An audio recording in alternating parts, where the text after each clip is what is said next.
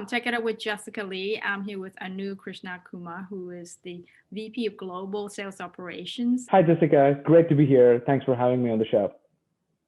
We'd love to hear more about SmartBear. Such a cute name. And you guys have been around for 11 years, and you provide technology for a lot of the software developers, which is, I'm sure it must be a very busy time for you. Everyone is doing the digital transformation. Yeah, no, absolutely, Jessica. And in fact, that's I'm glad that you made a comment on the name, because lots of people, especially when I originally started with SmartBear over 8 years ago, they used to confuse us with Build a Bear, but we don't make toys. What SmartBear does is we provide enterprise level tools for software developers, QA, and operations professionals, so they can create and deliver great quality software.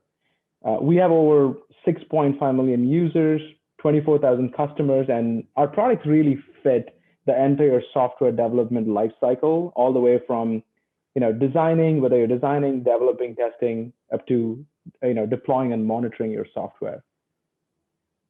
So with this digital transformation that's taking place, do you see certain areas that are a lot more intense in the development?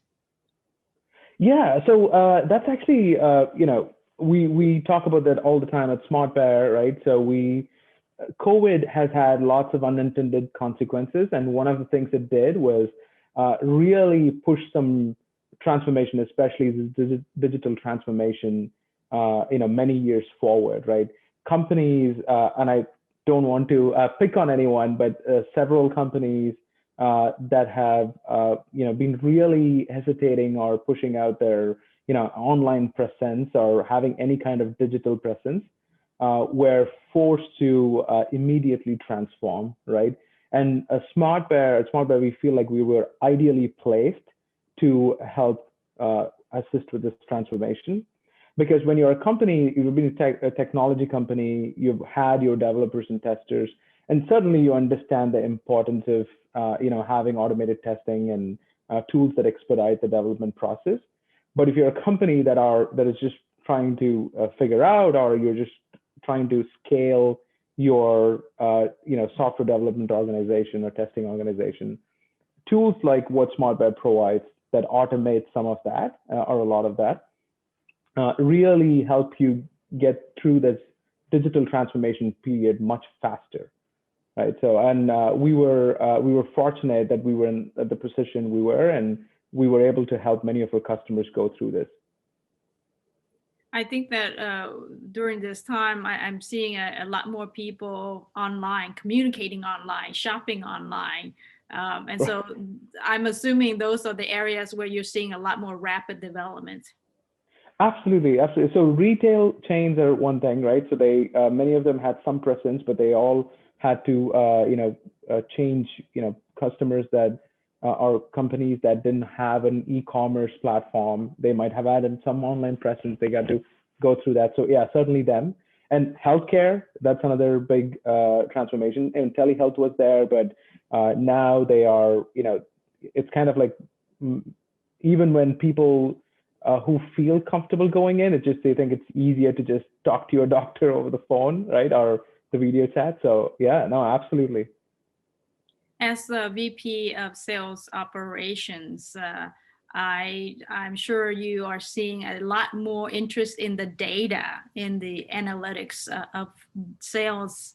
And I wanted to ask you, since there's a lot of development in digital transformation, from the sales data point of view, what kind of innovations taking place in leveraging data for better sales outcomes?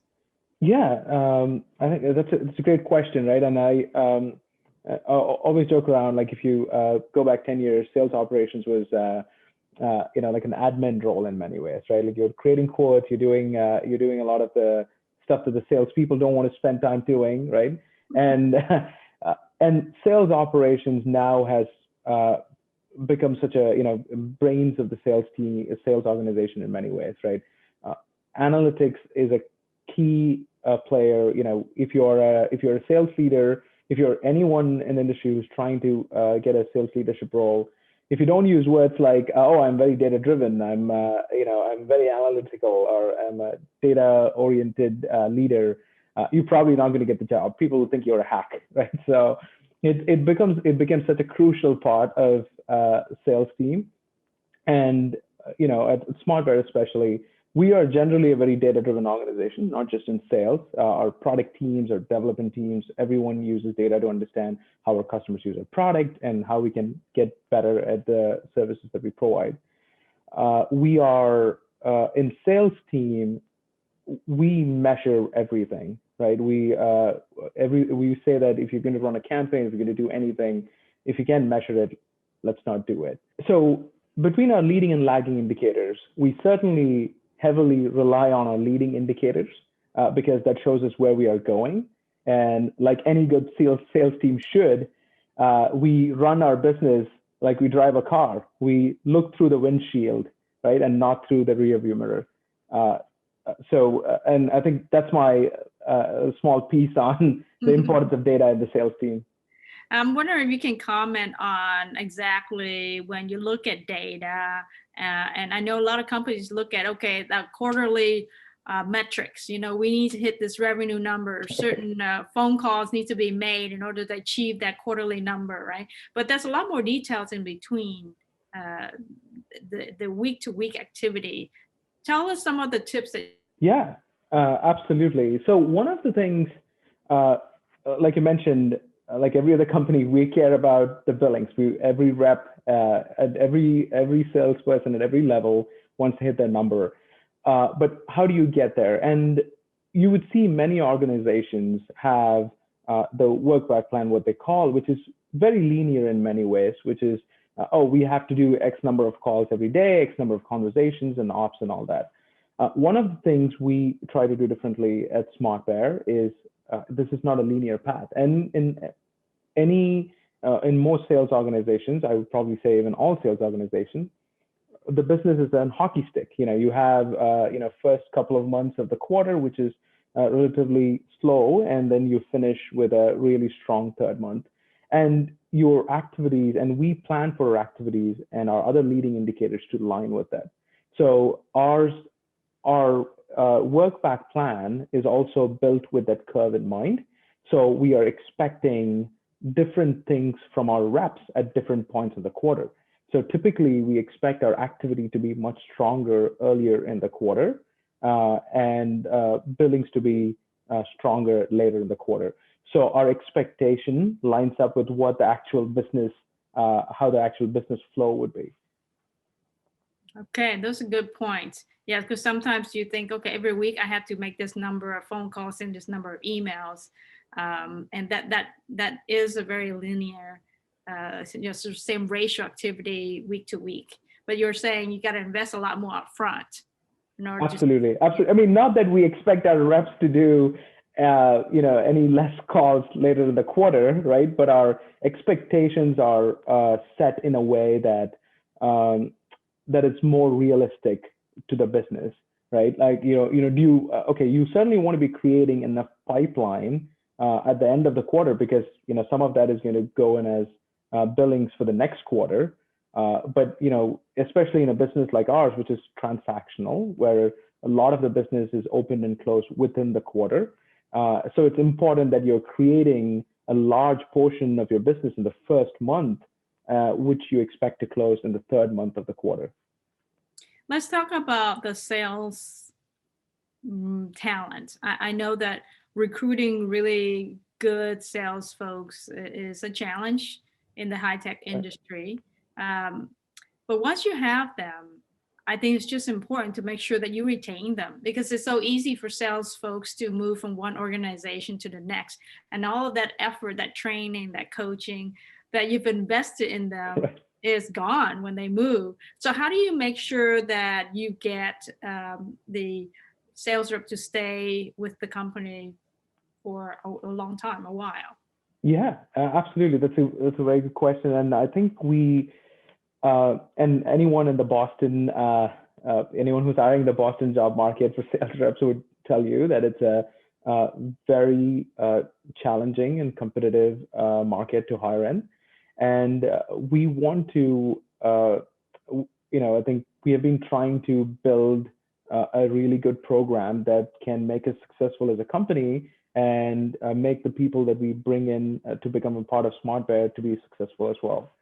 And which is why we really made our sales enablement strategy a crucial part of our sales strategy itself. Uh, as a company, we have built this business model where we hire people from, with a limited experience, and many of our sales reps come from our sales development team. And our sales development team, most of the members in the sales development team come from straight out of school or straight out of they are changing their careers with very little sales experience. So we had to have a very strong enablement. And yes, just like any other sales enablement, we talk about we coach them on our products, how to sell, how to be better at their job. But that's great. So they get better at what they do. But what if they leave after that, right? And we definitely saw that as a problem a few years ago.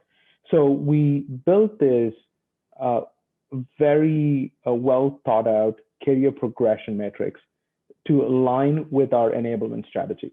And our goal here is not that, okay, yes, we certainly want reps to get better at what they do, but they also need something to look forward to, so they see a reason to be with SmartBear after they get as they get better at their job.